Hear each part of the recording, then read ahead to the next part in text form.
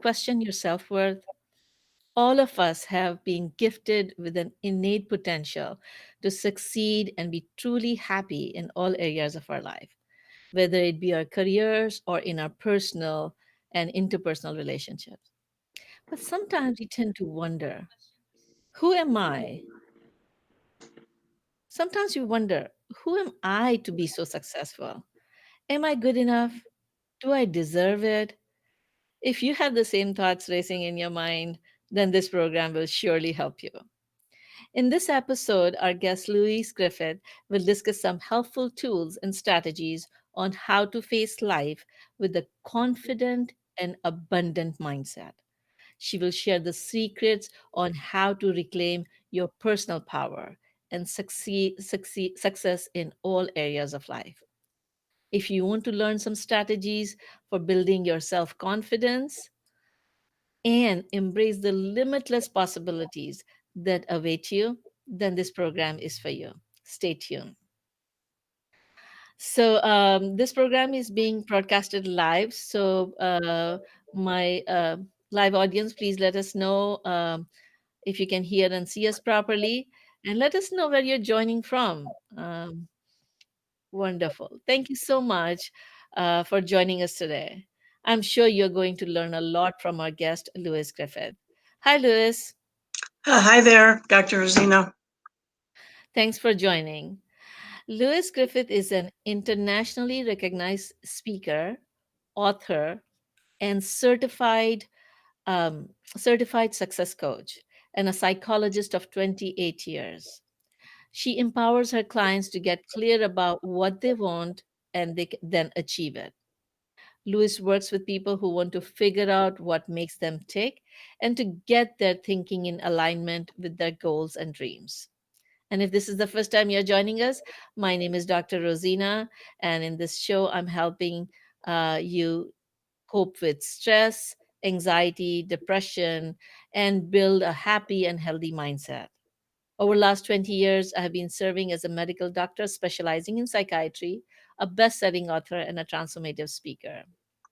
I started this program, Happy and Healthy Mind with Dr. Rosina, because I truly believe that a lot of suffering can be prevented with mind training.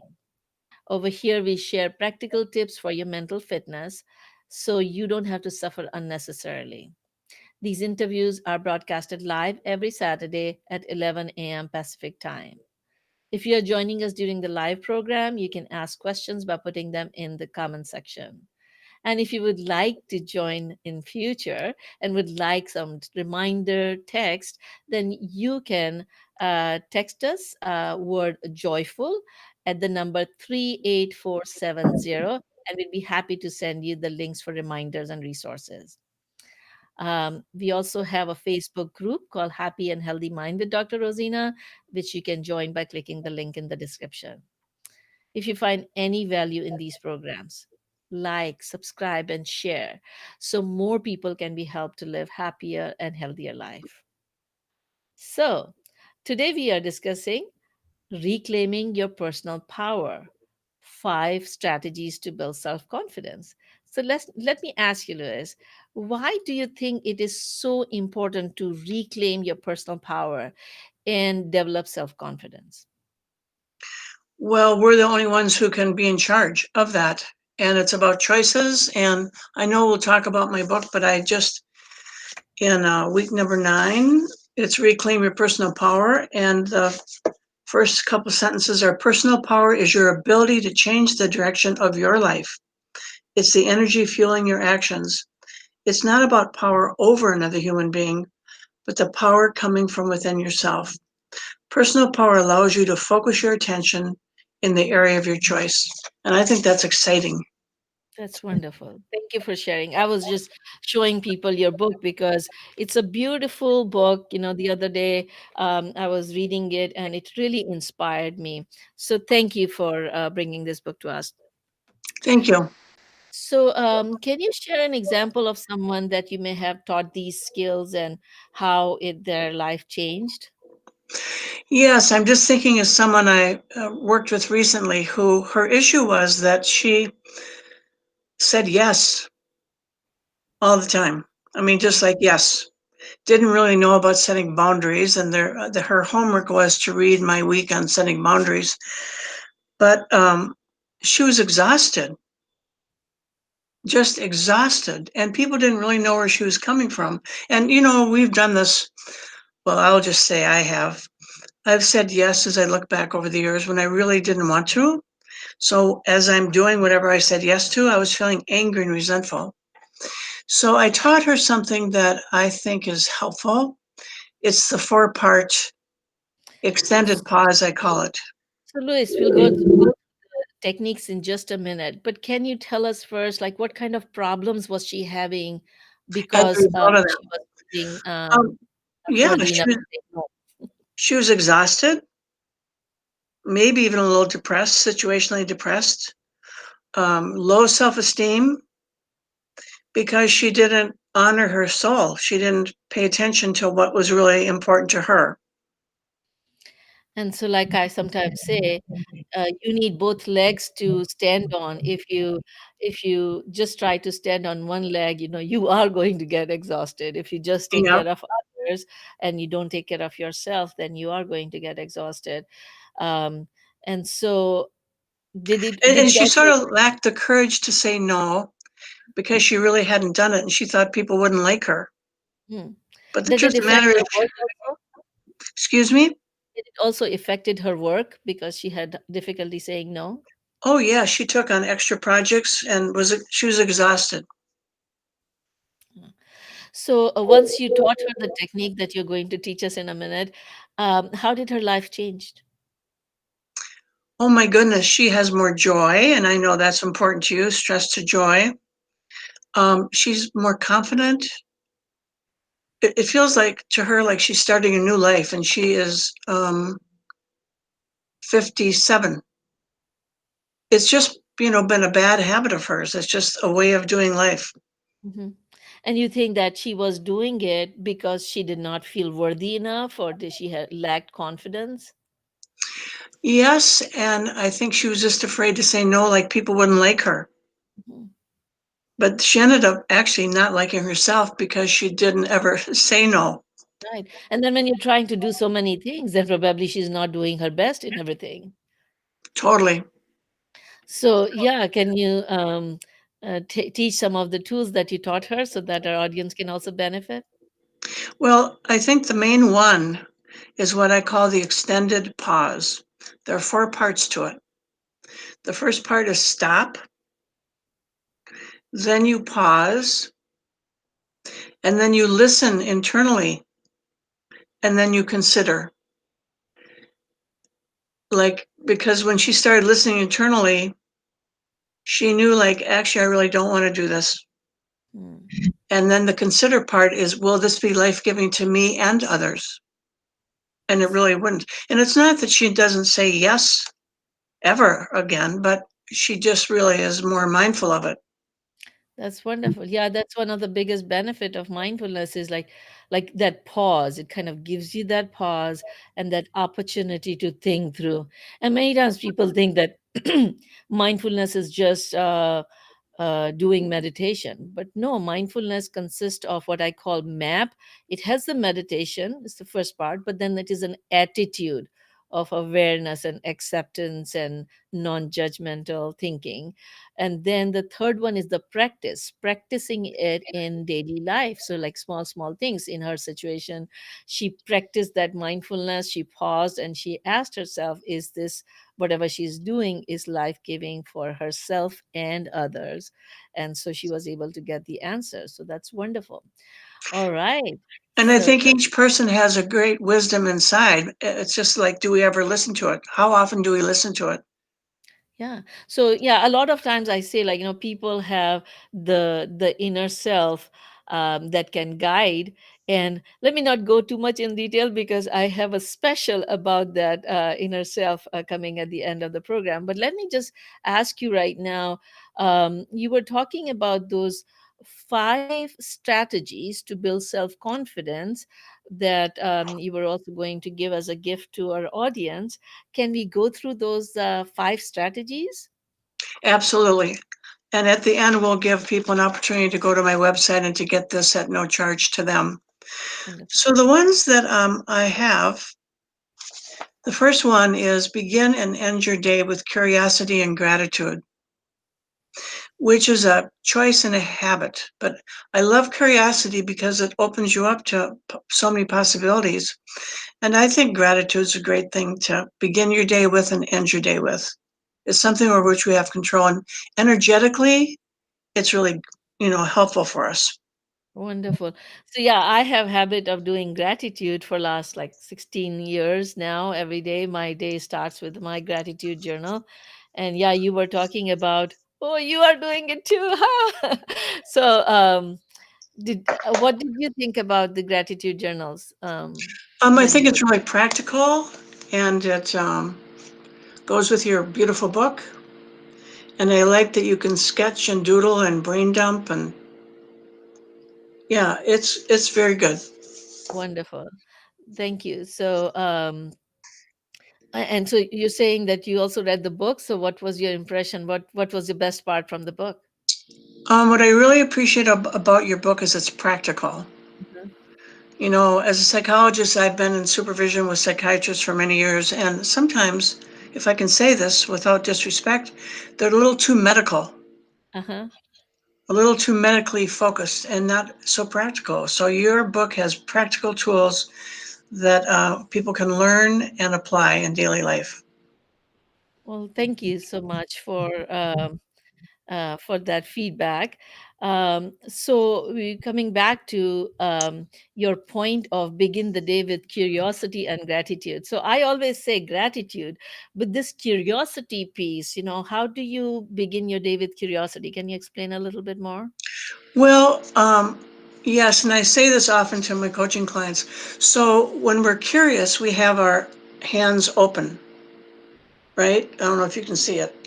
Curious, I wonder what will happen, as opposed to being afraid. And so when our hands are open, it's like, well, there are a lot of possibilities that could come up. So, just to know, like, you could say this can be a bad day, or be curious, like, I wonder what this day will hold. I wonder who I'll meet. I wonder what I'll learn. I mean, I get excited about that. That's wonderful. So do my clients. Wonderful. So, yeah, it kind of part of your intentional living would be to start your day with the intention and curiosity. Um, and even if it is like, like what say, you take the life as an adventure. So as if you're Right. in an adventure park, every day brings a new adventure. Sometimes, some adventures make you scared or like, make you even cry. But again, it is an adventure, it's a newness. So if you go with the curiosity, it'd be so much easier to handle both positives and negatives in life. So that's wonderful. And another point I think that you just pulled up in me is like, can be curious, like, also, so I may make mistakes. Some things may not go so well. So be curious about what's the lesson I get to learn. Yeah. Yeah. A failure is not the failure until, like, unless you learn from it. So that's wonderful. So what's the second strategy that people can Um, do? and I love this one. Honor your inner wisdom and intuition. Mhm. How do we do that? Well, and this is actually really where I teach to stop, pause, listen, and consider. Because we have good wisdom inside. And that's why I like the four parts. I used to just say pause, but what I like about is stop first. So that, and then you pause and then you listen inside. Sometimes, when I give my presentation, I have a story that I had a friend who helped me get a really beautiful sandal, right? And she used to live in New York and shopped in Paris. And when I put the sandal on and I walked in it the first time, I heard, do you know what? This is not a good sandal for you. Mm, The heel is not wide enough. And actually it was, and we got it at TJ Maxx. I don't know if you have those. we do. Anyway, it was like $99, and I'm like, whoa! I wasn't planning on spending 99. Not that I wouldn't have, but not that day. And she said, Louise, this is a $400 designer shoe. So then all of a sudden I changed my attitude. I'm like, well, I can't live without that shoe, right? even though my intuition told me it was not a good shoe for me. So by the end of the first day, I'm going to show you this. Oh, wait. I had a new fashion shoe, and it's called a boot. Yeah, I broke my ankle, Oh my God. even though my intuition told me it's not a good shoe for you. But I'm like, hey, $400 shoe for 99. I can't live without this. So, sometimes it's practical. Yeah, yeah. So somebody is asking, one of the audience is asking, thank you, Araceli. Can people learn curiosity, or are people already born with that trait? What a great question. So, my first answer is I believe that we can learn that. Like some of my clients had never really thought about being curious, being open.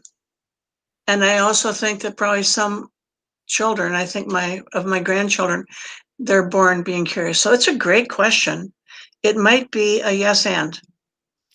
I always say, like, for most of the conditions, it's 50% nature and 50% nurture. So Right. some of the traits you're born with, and some of it you nurture. So thank you for asking. Let's Yeah, kind of great question. continue with our next point. So you were talking about honor your inner wisdom and And intuition. intuition. And I Yeah. love the story of not listening to yourself. But sometimes, we have negative thoughts too. So, like, if Oh, some people have like very negative thought. I have a relative, like, whenever you present anything, first she's going to say no, right. because she's afraid that if she accepts that, somehow things are not going to turn out right. And so, how do you differentiate between your inner self, guiding you to not go on a path that is not right for you, versus not listening to the negative nagging that many people develop, especially when they are feeling down and depressed? Another great question. And so, and of course, you deal a lot with depression. And as a psychologist, I worked with a lot of people that way. And that sort of does come with the mindset. Mhm. Uh, and so I think if people, I th- do you think that people have a sense of their negative thoughts? I think people do know that this is a worry habit, or this is, and sometimes when they reach deep, they realize that at the different level of consciousness. So there is, like, there's a thought level, there's an unconscious level, like, you're doing things without thinking or without planning. Then there's another level, is the thought level, when you can think through things Yeah. and do things. And then there is a higher level, a higher self level, or we can call it spiritual level or inner self, that actually guides your thoughts. And so Mm-hmm. that level, they know that what they're thinking is negative and that's not appropriate. And so I think that inner self guides you, tells you that that is not appropriate. On the other hand, sometimes it is harder for people to differentiate what is coming from their negative, depressive state versus what is their inner self telling them. It's all fascinating, isn't it? Yeah. And you don't have all the answers. So No. it's important to acknowledge, I think. All right. So tell us your third strategy. Uh, Love and accept yourself. And I put a quote in the free gift that people will get if they sign up. Oprah said, "The highest honor on earth you will ever have is the honor of being yourself." Hmm. And then I put, your personal path is unique to you. You'll only find trouble and misery if you attempt to follow someone else's path. Beautiful. I Yeah. know. I mean, I think she is a wise, it's wise. And I said it doesn't come So are easily. you. Wait, and so are you. You are also wise, and so am I, and so all of you who are watching. We have this inner wisdom inside you. So never Totally. appreciate others, but also appreciate yourself. Continue. Sorry, And I yes. have a little tip that they'll get when you're feeling low, prepare a confidence card. Huh. So spend some time jotting down 10 to 20 things that you love about yourself. Anything from your bright smile to your strong worth to your creativity. If we look for them, we will find them. Wonderful. Confidence card, such a beautiful thing.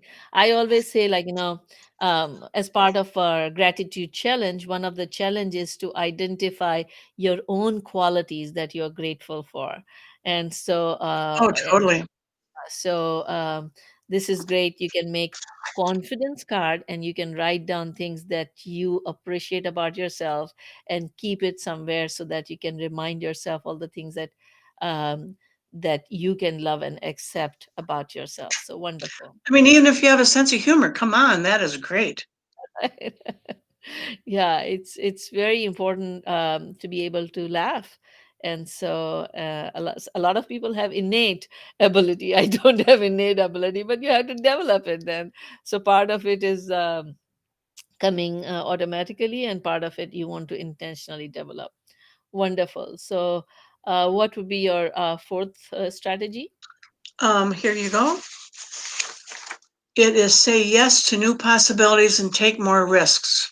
Hmm. So that's different than the client who never said no, right? So there are different people go through different situations. Yeah. Yeah. Can you Develop new explain skills a bit? and opportunities. Pardon me? Can you explain a little bit or give another example of? Sure.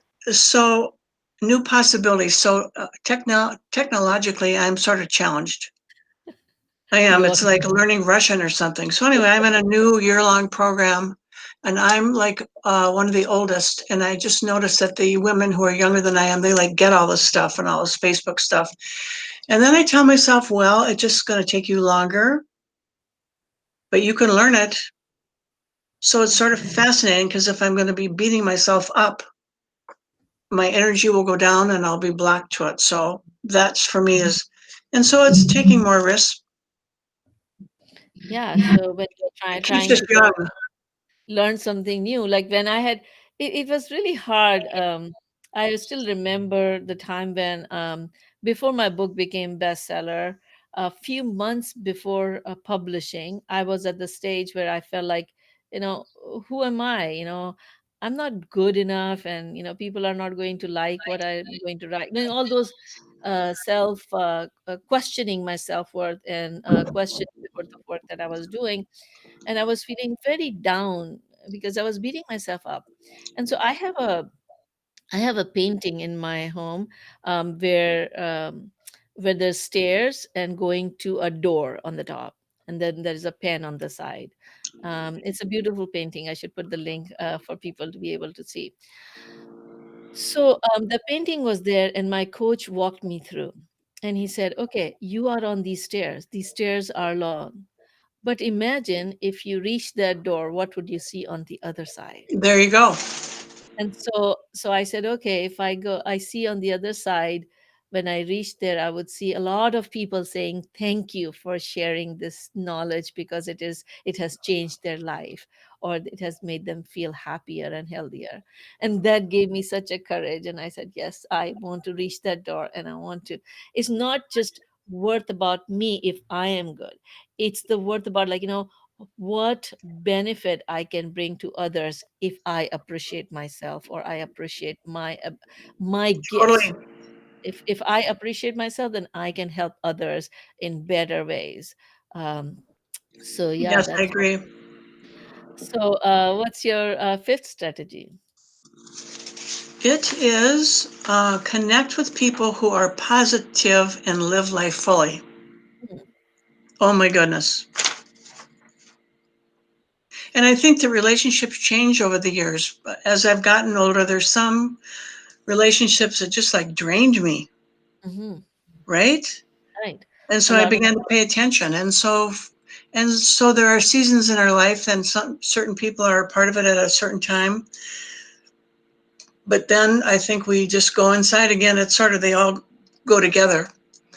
And I like to be around people who are filled with joy, and not that they don't have down times, but I mean they just you know what I mean. Yes, I always say like live life fully because every day is a new opportunity to live your life completely. So I know we were talking about your book earlier. Tell us a little bit about your book. What is in your book? So my book is called You Are Worth It, 52 Weeks to Honoring, Loving, and Nurturing Your Soul. Mm, And I began this book using mind maps. I thought, what would weeks be that could add value to people's lives? And what I appreciate about the way this turned out is that each week is very short. I'm You showing know, the book to people because somebody was asking what is the name of the book. So I'm showing them you the are book. worth it. Yes. 52 Weeks to Honoring, Loving, and Nurturing Your Soul. And this came to be, I have the story in the beginning. I don't know if you have ever been to an exercise center called Curves. They don't have very many of them anymore. But some years ago, I was at Curves early in the morning, going around these different machines. And a woman younger than I to my left said that she had lost 65 pounds so far that year. And being curious, I said, I'm curious to know how that this happened at this time in your life. And her response has been profound for me. She said, I woke up in the morning and just decided I was worth it. And so it stayed with me for 3 days. And I thought, wow, she is giving me a profound gift. And because if you don't think you're worth it, I don't think I'm worth it. We don't think we're worth it. Whatever our it may be, it may not ever happen. And so for her, the it was losing weight. And when I do my keynotes and speaking, I say, I don't know what your it is right now. And I'm saying it to the rest of you. Whatever it is, it's important. So that changed my life. So anyway, I love this book. I mean, it's like what you're saying. This is not about me, but there are 6,000 in print, and good things are happening for people. So I really am happy about that. Wonderful. Wonderful. And so you were talking about a challenge you were going to run. So what's tell us about that? So that's a part of that year-long program. So I just can speak for myself. I spent the first half of my life as a woman pleasing others. And I sort of trained my family like, I have no needs, I'm here for you. Hello, that'd be like totally codependent. And so I am targeting a movement that will be, I'm calling it Waking Up in Midlife to the Miraculous You for women 50 and older, because I think there are a lot of women. And and I think that some women are afraid if they step into their own power or claim their own gifts, that the ones they love will go away. But that isn't really true at all. So there'll be an invitation at the back of this to sign up for a 30-minute free strategy session. But I'm learning about how to do this 5-day Facebook challenge, and it will include a short video every day and some teaching. Now, have I even made a video on my phone? No, not yet. But I'll learn it by the time I'm going to do this. So I'm excited about it. You are worth it. And you can And do it. and I'm slower at these things, but I will. I'll make a great video, make sure my hair looks good, and I hope I have something to say, right? You were just kind of laughing about like, women care so much about their hair. I think that is one way they lift their confidence by taking care of their hair. I have a group of friends I've known for a long time, and whenever we get together, we say your hair looks great. I know, and I say it's all about the hair, but not really. We just sort of Joke about it. But yeah, enable each other. yeah, it's kind of a symbol that women care so much about how they look. But I think the beauty is inside you, and the beauty inside you shines on people around you. Oh, totally. I love your website name. It's like it's one It's my shining company light. name, One Shining Light. I was given Wonderful. that name some years ago by someone who's been my coach for many years, and I really didn't even know what it meant. And he said it came from a character of, do you know Og Mandino's work? Yeah, I don't know about that, Oh, but he's said that's good. So it's about being like what you're saying, acknowledging the light within yourself and then seeing the light within others and then calling that forth. And that's a lot of the work I've gotten to do as a coach and a psychologist. And but I didn't Wonderful. really know what it meant. Wonderful, wonderful. So I want to tell our audience that Louis has graciously shared a gift that if you either go to her website that I'm showing or text us at 38470, the word joyful, we'll be able to send you the links to her website, and you can then sign up for her 5 strategies for building self-confidence.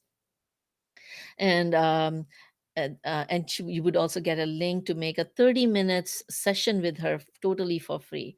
So thank you, Lois, for that That's fabulous. generous. Thank you.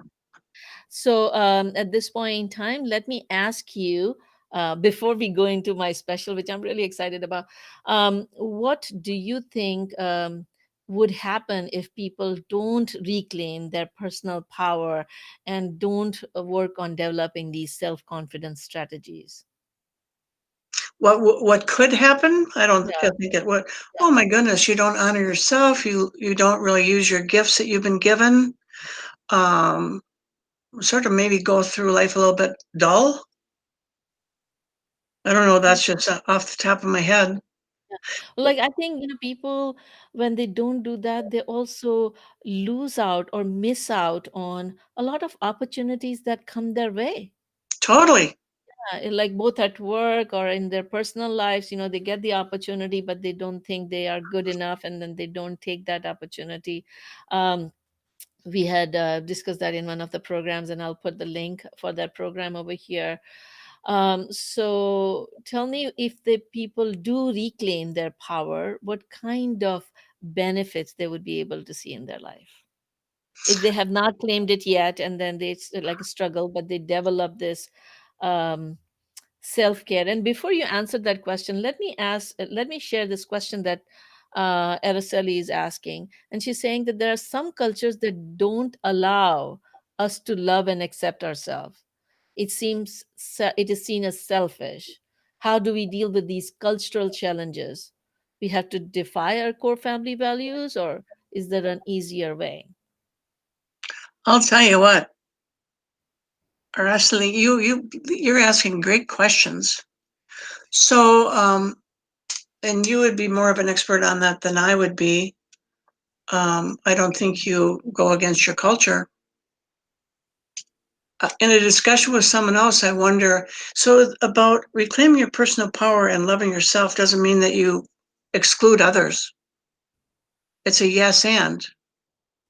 You appreciate yourself, and of course, you love others too. So I don't know that I could give you the best answer on that, but I think your question's very good. Yeah. I can share a little bit about, like, because I come from a culture, Right. similar culture, where loving ourselves is not considered right. I don't know if they would call it selfish, but it's just not part of the value system. All right. And yeah, so I You know had to more kind about that than I do. of so what I had to go through, and I've talked about it in one of the programs. You don't have time to go in detail, but I'll try to put the link on that to that program. And especially doing that gratitude challenge, I talk about how I overcame appreciating my achievements, because thinking about your own achievement or talking about your own achievement is considered being arrogant, or and there's a difference, but Right. it is has a negative connotation to talk about you have been able to achieve this. But unless you appreciate and those achievements, you don't get the courage of getting more achievements, right?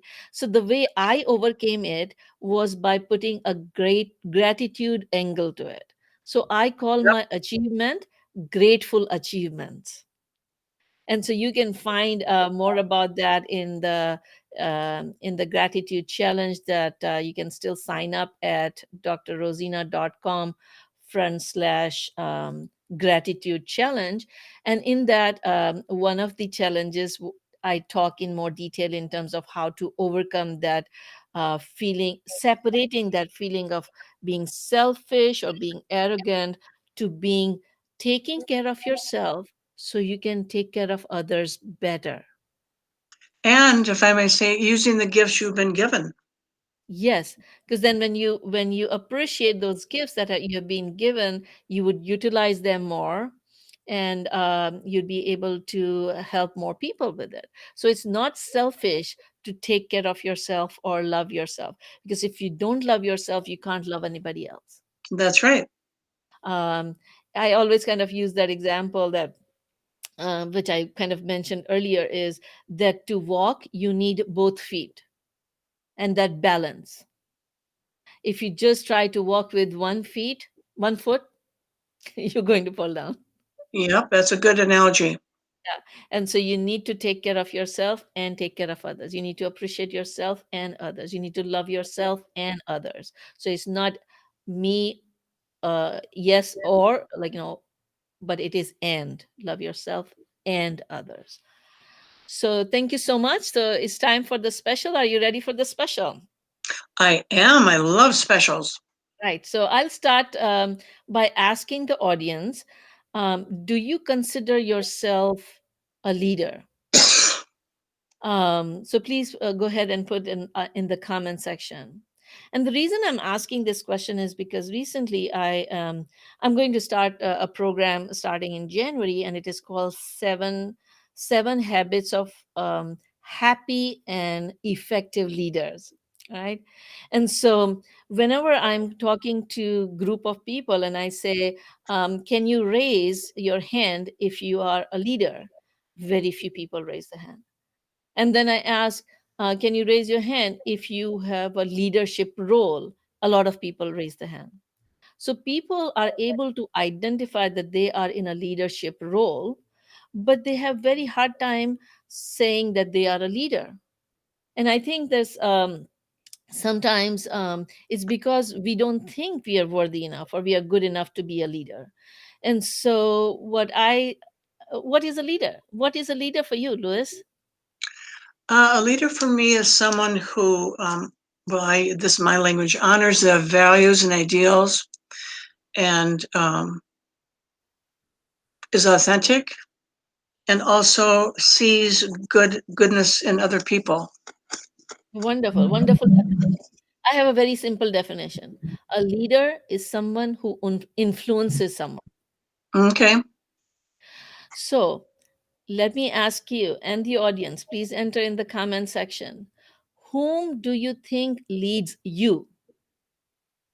Who influences your actions and your behavior the most?